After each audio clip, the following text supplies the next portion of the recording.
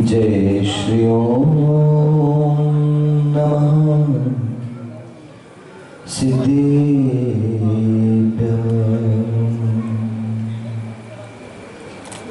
ओंकारं बिंदु संयुक्तं नित्यं ध्यायन्ति योगिनः कामदं मोक्षदं चैव ओंकाराय नमो नमः। जिनके उर में कल कल बहती शुद्ध चेतना की धारा,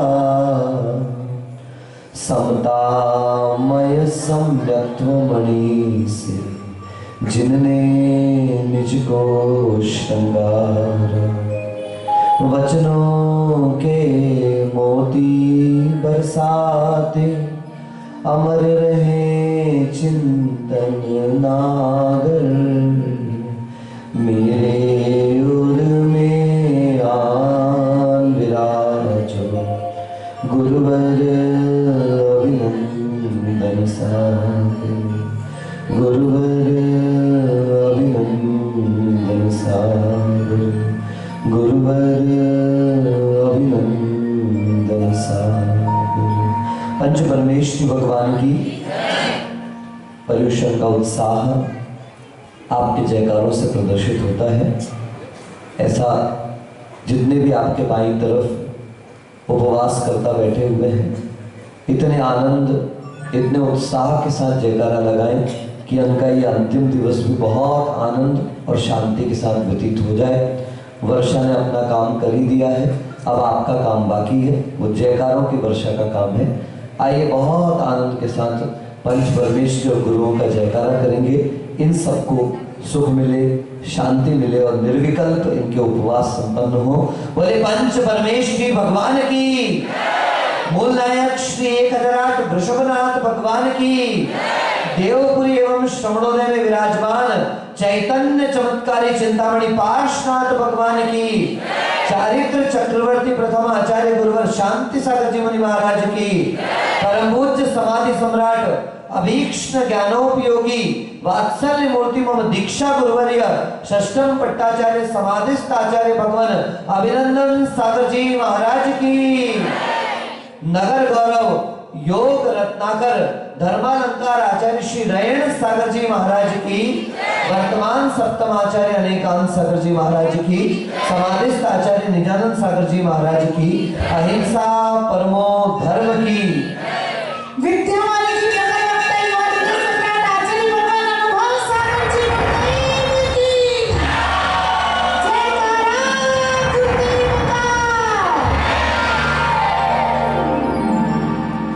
रात को कल 12 बज रहे थे और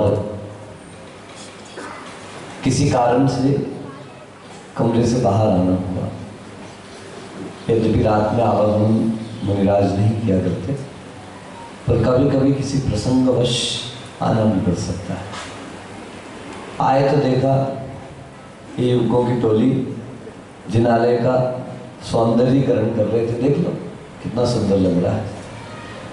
जिन्होंने इतना सुंदर आसन दिया उनको सुंदर आसन मिलना ही है तो पक्का हो गया। अब मैं अचानक निकल करके आ गया तो प्रतीक चिरेश चिंटू मुझसे बहस करने लगे, आप बाहर क्यों आए? मैंने कहा क्यों, क्या गलती हो गई?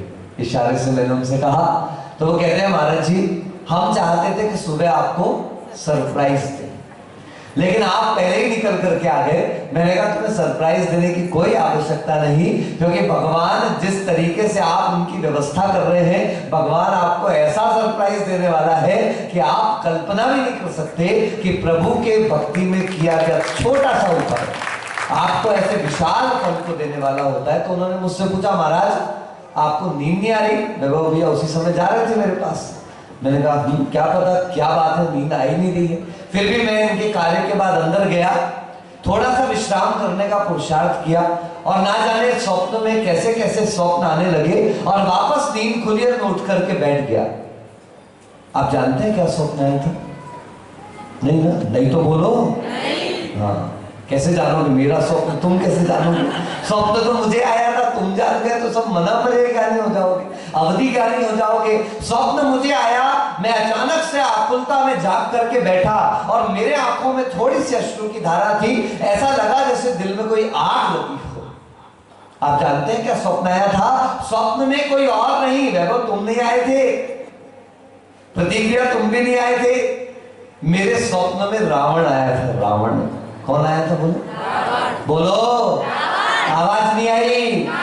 रावण मेरे स्वप्न में आया था और जल रहा था, और जलते जलते मुझसे कहता है महाराज मुझे बचाओ, इस बार कम से कम कोई और जलाए तो जलाए, लेकिन कम से कम जैनी तो मुझे ना जलाए। मैंने कहा ऐसा क्यों? तो बोले महाराज एक बार सीता का अपहरण किया था, एक बार सीता को उठा करके ले गया था, लेकिन मैंने उसे जबरदस्ती हाथ भी नहीं लगाया, मैंने उसके साथ कोई बलात्कार ही नहीं किया, मैंने कोई गलत कार्य नहीं किया, सिर्फ और सिर्फ सीता को उठाकर ले गया था। और वो भी इसलिए कि उठा तो लिया, मैं तो सीता को वापस छोड़ देना चाहता था, लेकिन मैंने सोचा कि राम के दर्शन कब होंगे, राम मुझे कब मिलेंगे, कम से कम सीता को लेने के बहाने वो राम मेरे द्वारे आएंगे और मुझे इस पर्याय से मुक्त करेंगे, इसलिए मैं सीता को लेके चला गया। और आज तक ये संसारी प्राणी हर दशहरे पर मेरा पुतला जला रहा है। मैंने एक बार सीता को देख लिया, एक बार सीता को उठा लिया, आज तक जल रहा हूं।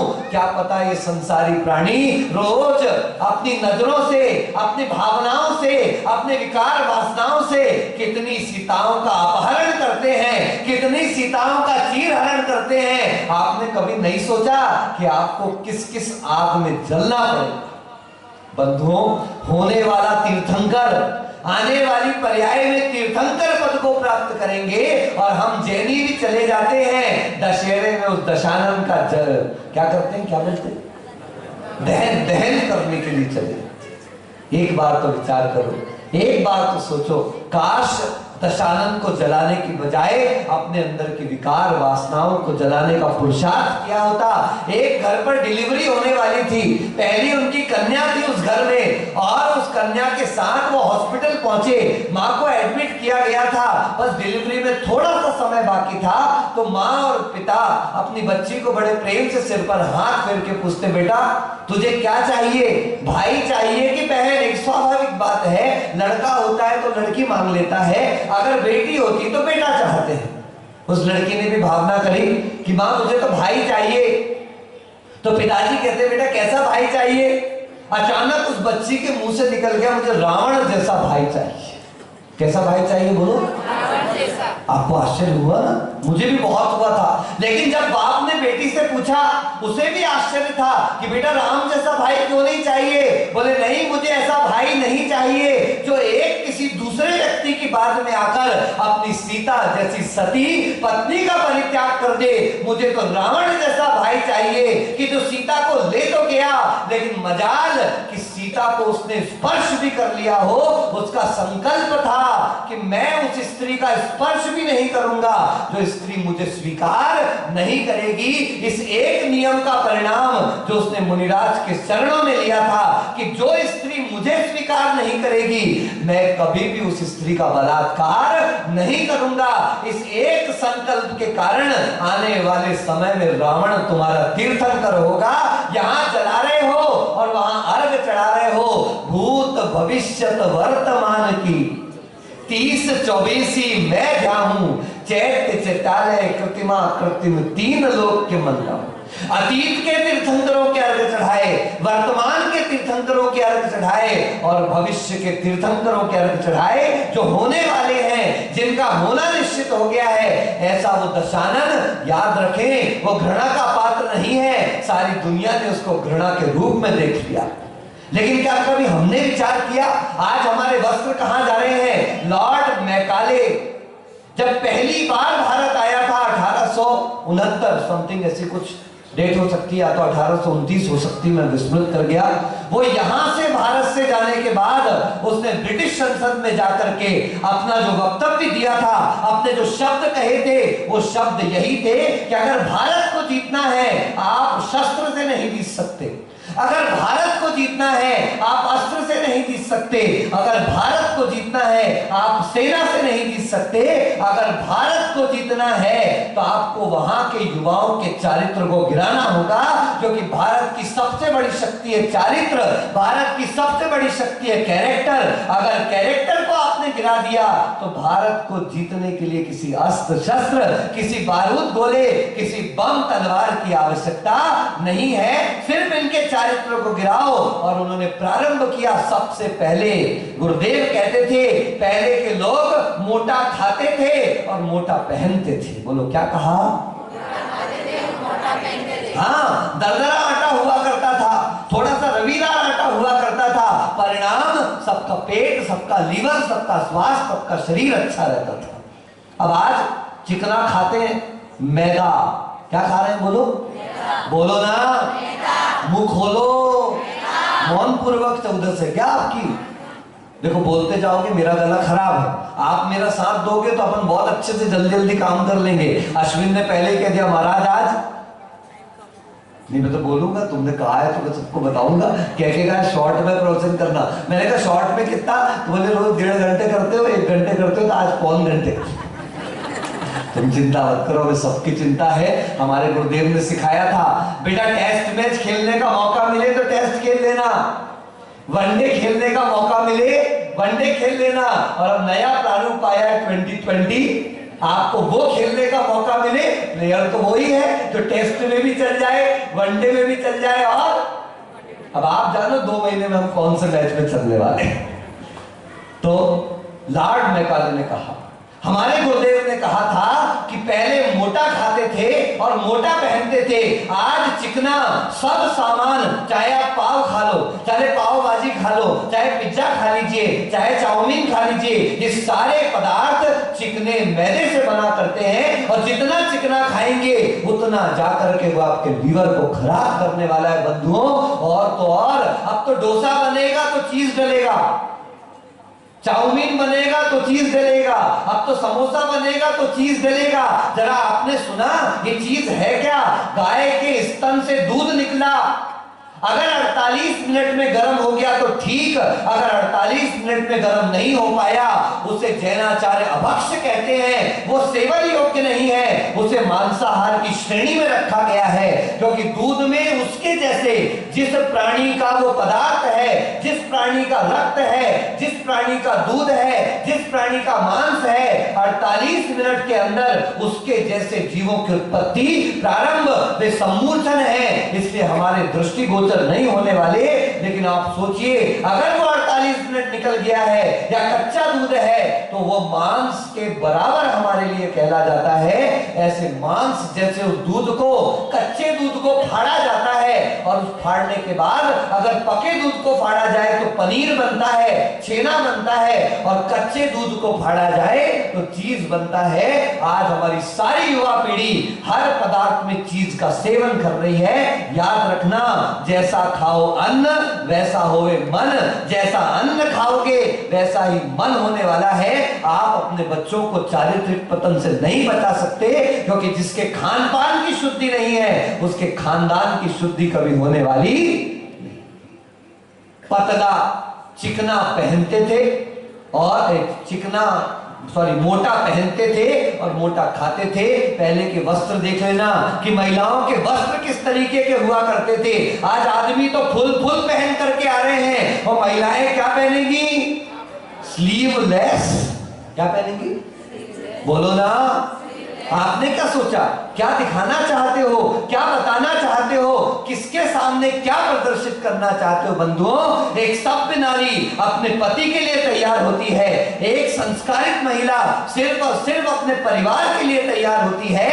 और जिसके लिए मन में ये भावना है सब देखें, वो समझ जाए कि उसकी स्थिति कहां तक जा रही है। किसी शायर ने लिखा कि जाने कौन सी मजबूरी इनके सर पे आ गई, जो घर की इज्जत सर उघाड़ के घर के बाहर आ गई।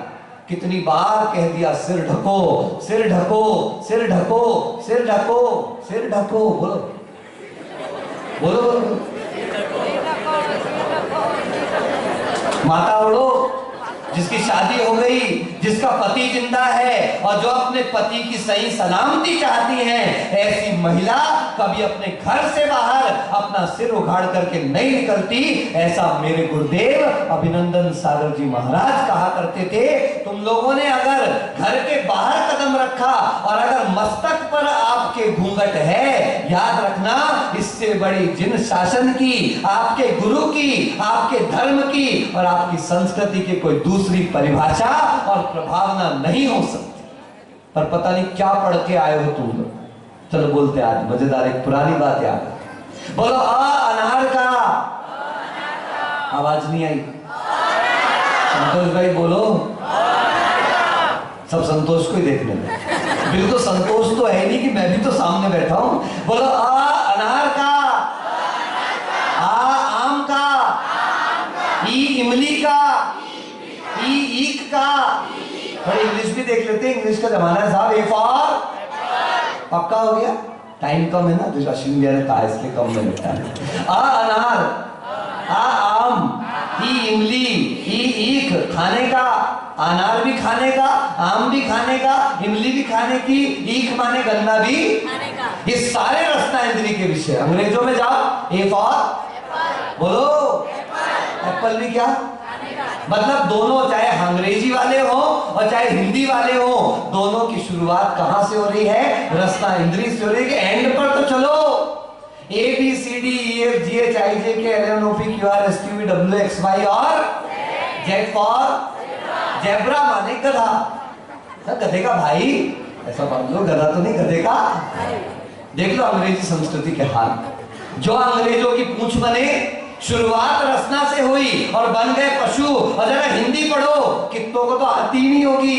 आई आई आई करेंगे, है आ ई ई उ ऊ री री री री ए आई ओ औ अम अह का खा गा गा अंग च छ ज ज ञ ता था दा दा न ता था दा दा न पा पा बा बा म य र ल व श श स ह क्ष त्र और ज्ञ से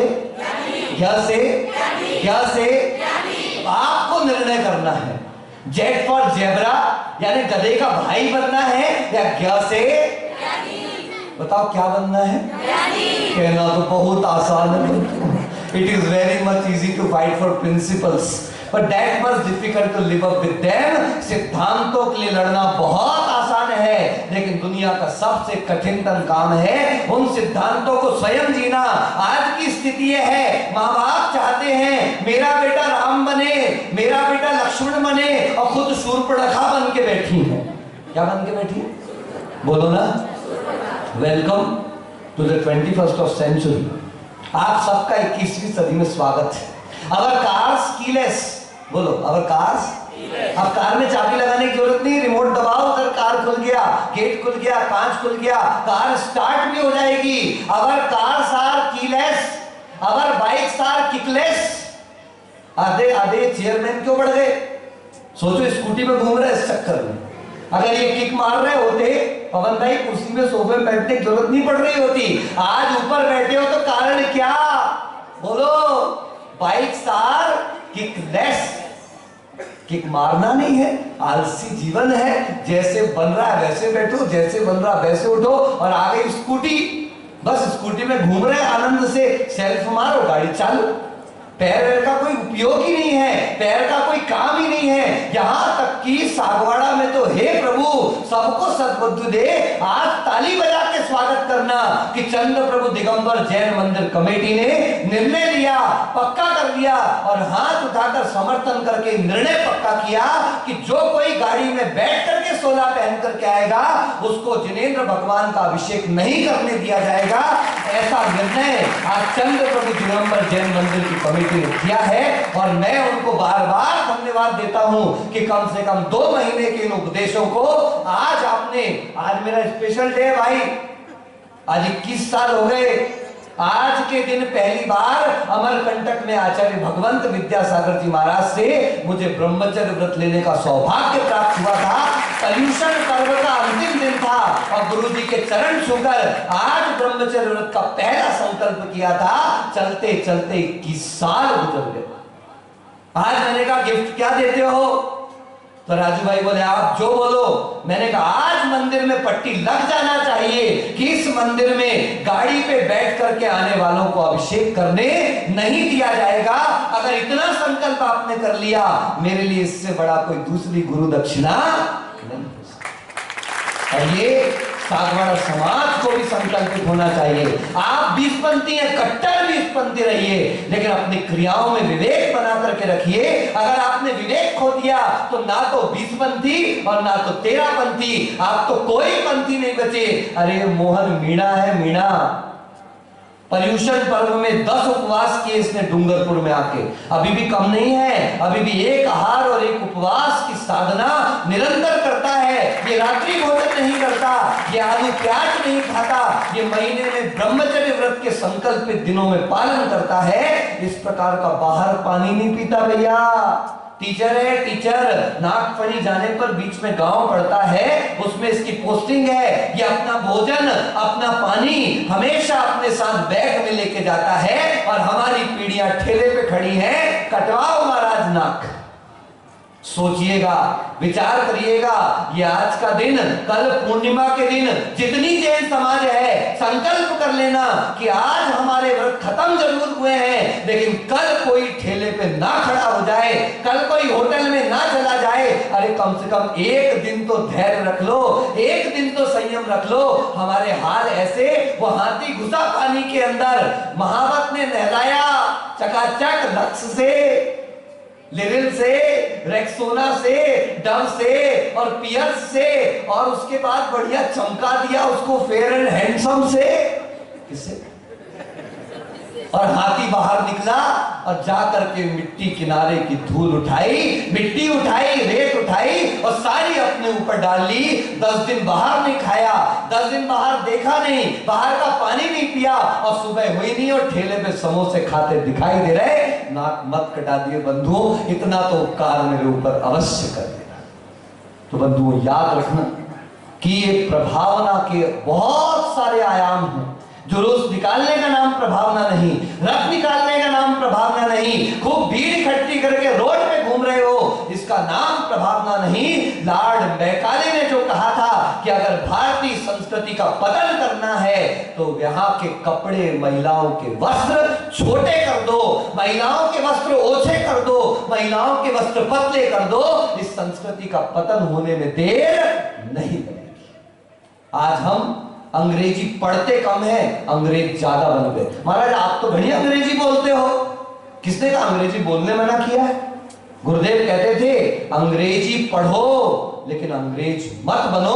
अंग्रेजी पढ़ना बुरा नहीं है, भाषा बुरी नहीं है, लेकिन भाषा के भाव को समझकर अपनी संस्कृति को भूलना नहीं। ये सबसे बड़ी संस्कृति है। Our cars has become keyless, our bikes has become kickless, your kitchen has become fireless।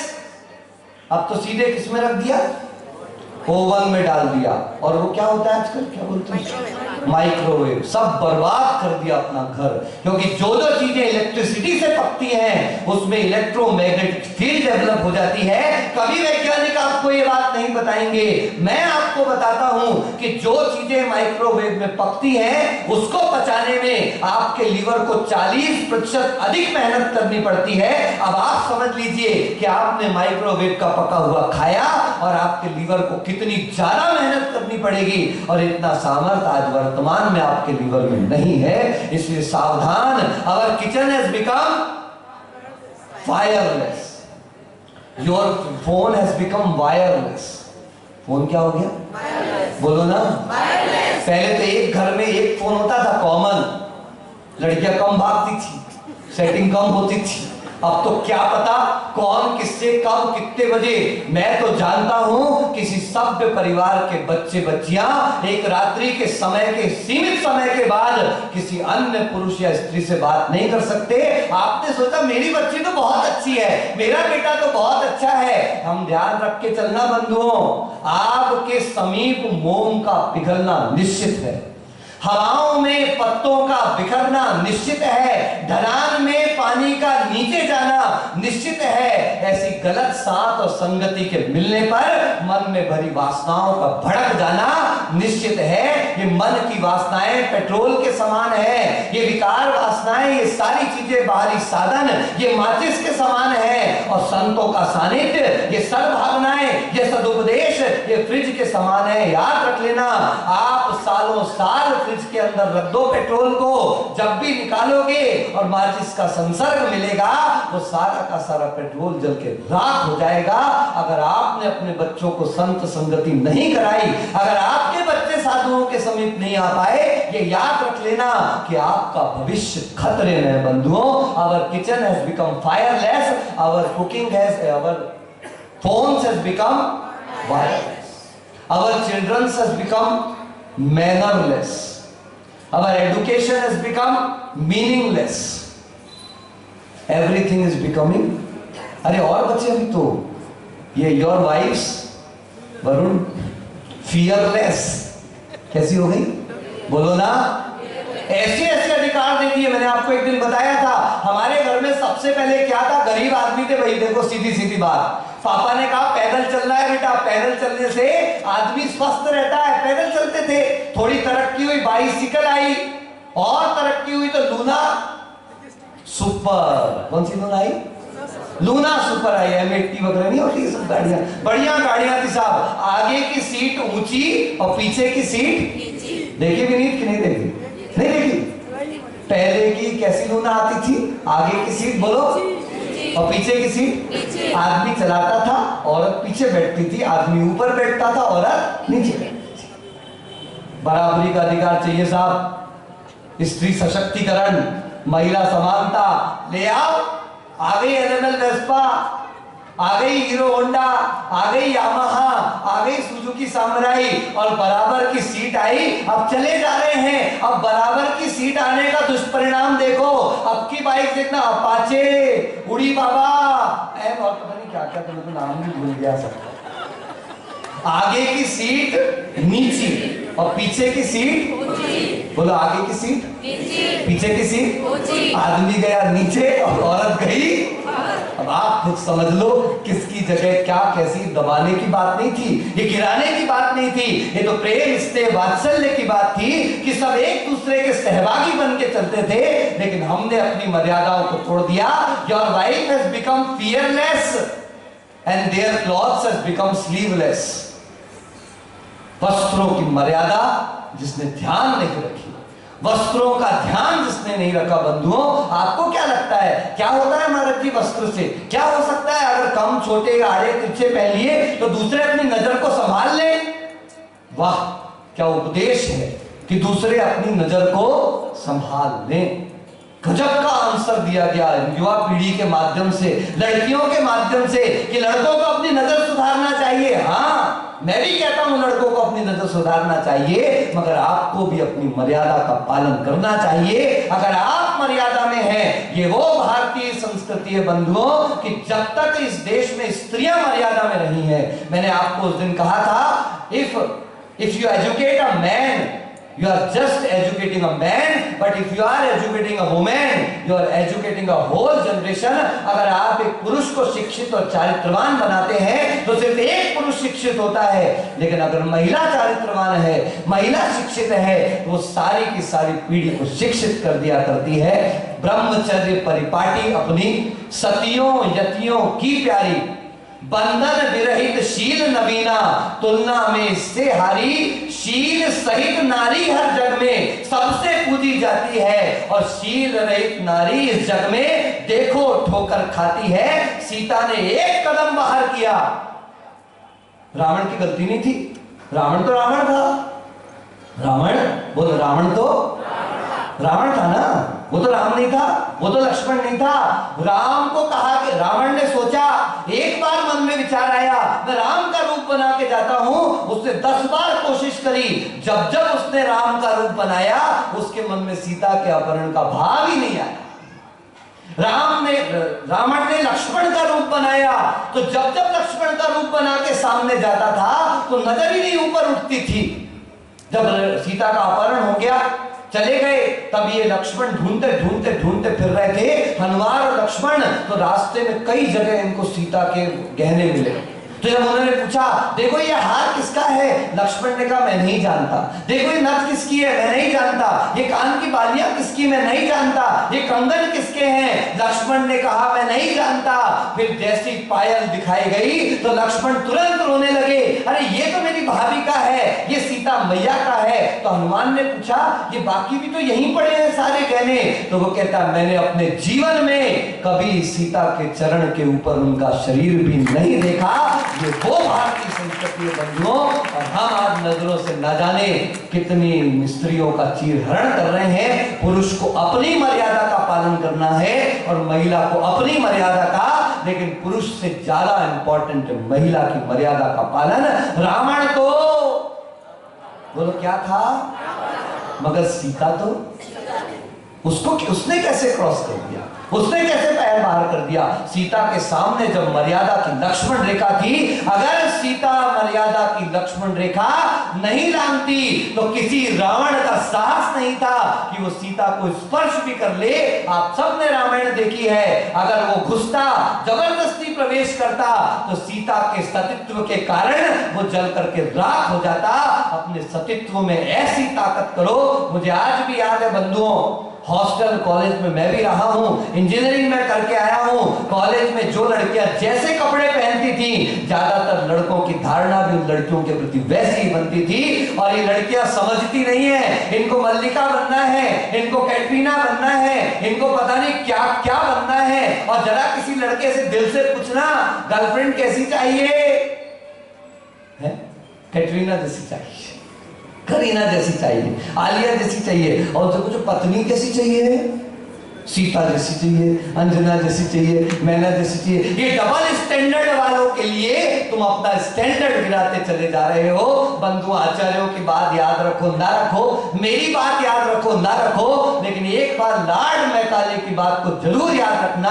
अगर भारत को परास्त करना है तो इनके युवाओं के चारित्र को गिरा दो। धूम्रपान, मद्य, मांस, मधु, ये जितने व्यसन हैं, ये जैसे जैसे इनके जीवन में प्रवेश करेंगे, इस भारत की गर्दन को कटने में देर नहीं लगेगी। अगर भारत का सिर ऊंचा रखना चाहते हो, भारतीय संस्कृति का सिर ऊंचा रखना चाहते हो, इस उत्तम ब्रह्मचर्य को समझना चाहते हो, तो बंधु आइए हम अपने वस्त्रों की मर्यादा करें, अपनी दृष्टि की मर्यादा करें। हम समझें कि उस लड़की ने कहा मुझे राम जैसा भाई नहीं चाहिए, मुझे तो रावण जैसा भाई चाहिए। उसने उन्माद में आकर सीता को उठा तो लिया, लेकिन अपने विवेक को नहीं खोया और सीता के साथ कोई ऐसा कार्य नहीं किया कि वो रावण के ऊपर कलंक लगा देता।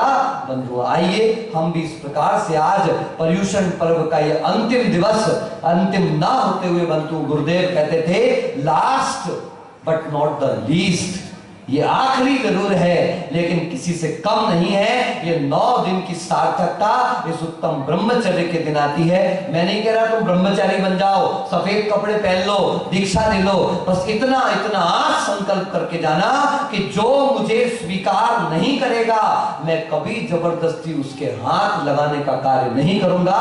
अगर इतना भी संकल्प आपने कर लिया तो आपने अपने जीवन में एक बहुत बड़ा संकल्प कर लिया। जो विवाहित पुरुष हैं वे स्वदार संतोष व्रत को धारण करें, और जो विवाहिता स्त्रियां हैं वो स्वपति व्रत को स्वीकार करें, और किसी की परिग्रहित स्त्री पर कभी अपनी नजर ना डालें। अगर इतना भी संकल्प आपने कर लिया तो आपका उत्तम ब्रह्मचर्य धर्म सार्थक हो जाएगा। अभी लगभग घड़ी में 11:25 हो चुके हैं, 5-7 मिनट का समय हमें आपका चाहिए। मैं पूरा विश्वास रखता हूं कि यहां से कोई भी उठ करके 5-7 मिनट नहीं जाएगा। श्रवणोदय तीर्थ का निर्माण यहाँ पर चल रहा है। आप सभी जानते हैं, कई बार आपको बताया है, बहुत से लोगों ने वहां पर भी अपनी चंचला लक्ष्मी धनराशि का दान किया। आज 5 मिनट का समय उनके लिए कि उनका सम्मान यहाँ पर समाज के ट्रस्टी करना चाहते हैं, तो 5 मिनट उनके लिए रुके। और सबसे पहले हमारे सारे तपस्वियों की तपवंदना, आपको बहुत स्पष्ट निर्देश, आज शाम को 5 बजे, कितने बजे?